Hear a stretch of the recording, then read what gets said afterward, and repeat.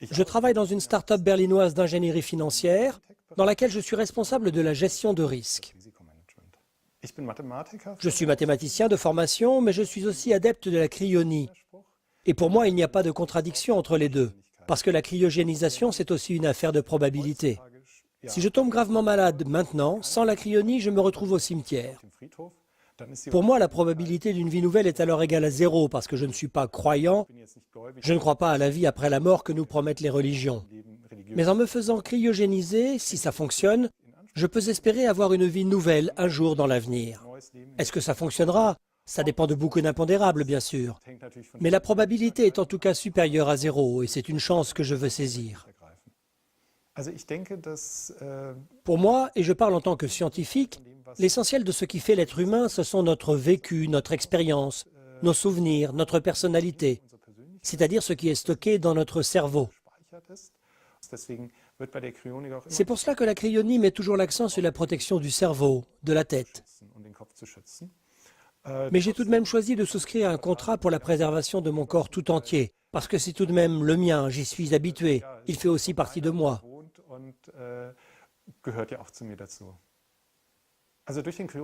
Le fait d'avoir ce contrat de cryogénisation ne fait pas que j'ai moins peur de la mort, mais je sais que j'ai fait tout ce que je pouvais pour m'en prémunir.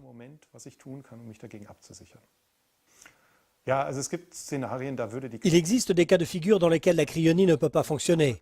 Si je meurs dans un accident d'avion, par exemple, si l'avion s'écrase, s'il prend feu, il ne restera rien à sauver de moi.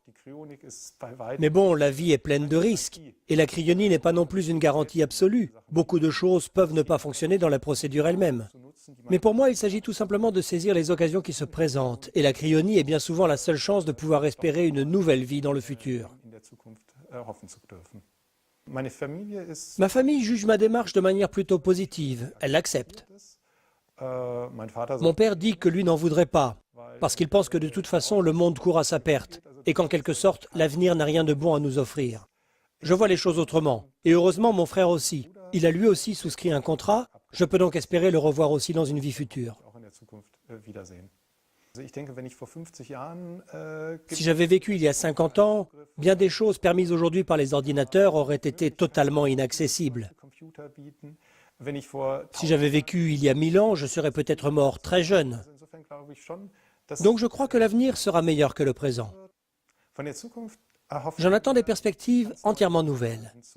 J'imagine par exemple que les voyages spatiaux se seront développés et qu'à bord d'un vaisseau, je pourrai aller visiter des planètes lointaines dans d'autres galaxies.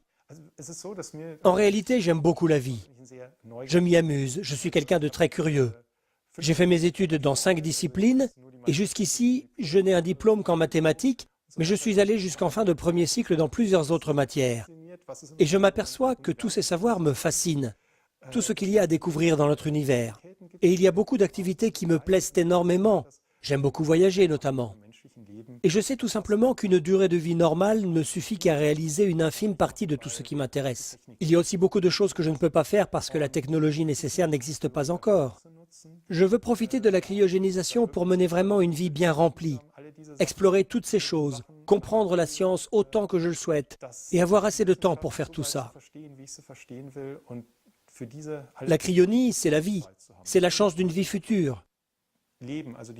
Et cela va bien sûr de pair avec toutes sortes de problèmes et de difficultés. C'est ce qui fait le piment de l'existence. Et la seule autre option, c'est le néant, la mort, le cimetière. Et ça, je n'en veux pas.